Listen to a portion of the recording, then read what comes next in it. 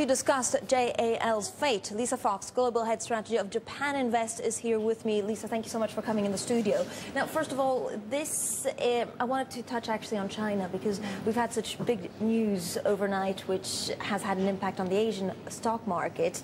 They're requiring their banks to hold more capital. There's so much business between Japan and China. Will it essentially have an effect on the way that investors see Japan?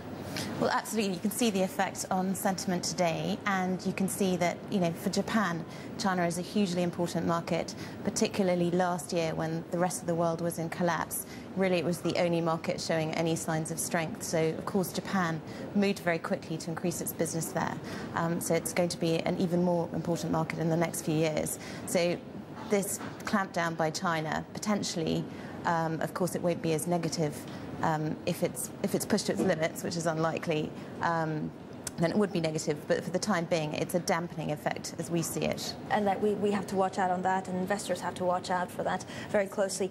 On to JAL, Lisa. Now, this is the big corporate story over the last month, and it might be of the year. It does seem that the politicians have handled this rather abruptly, or maybe not as smoothly as they could have.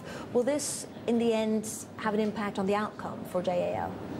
I think the outcome, as we've seen next week, it looks pretty cut and dried. I think for Japan, it's been a very difficult situation to handle for the politicians. So bankruptcy, cut and dry. When you say cut and dry, it means that it will... It looks like it's going... There's a debate over whether there's a push towards Delta or not. In terms of what Japan's politicians have been doing about it, it's been a softly approach has been Japan's way for a long time. This looks like the DPJ is really showing its teeth and deciding to let some move forward here in terms of a company that's been bailed out on numerous occasions actually go to the wall this time. So that does look as if it might happen. Which seems amazing, because there are so many companies out there that actually want to buy it because of its roots to China. Absolutely, yeah. Well, I think there is obviously, in terms of its value to the outside world, there is still value there. It's just this is an unusual move for Japan in allowing the situation to go this far, because historically it's been a bailout. It's all been kept within Japan, and now that's not the case. So does that show investors that actually nothing is too big to fail, as it were, in Japan, and they actually have to watch out where they put their money, because there is a greater risk now that the authorities are ready to let this fail? Yeah, that seems to be the message, and I think that if you look at what Hatayama, the PM, was saying to the pensioners only in the last few days, he was saying that this is a shared responsibility, the pain needs to be taken, and again, that's been an unusual message for Japan, so it's potentially a big step forward. And this is supported by the Japanese citizens? Is there no feeling in Japan that actually this is our flagship carrier, why are we letting it fail? No, that might be the case in the UK. I think, obviously, there's a great deal of upset amongst the retirees in question. There's about 9,000 of them. So that is a big problem for them. The consumer's been hit very, very hard in Japan. But in terms of the DPJ taking action, or the country being seen to take responsibility, there should be long-term support for that. DPJ, I mean, what is their ultimate goal in all of this, in these negotiations?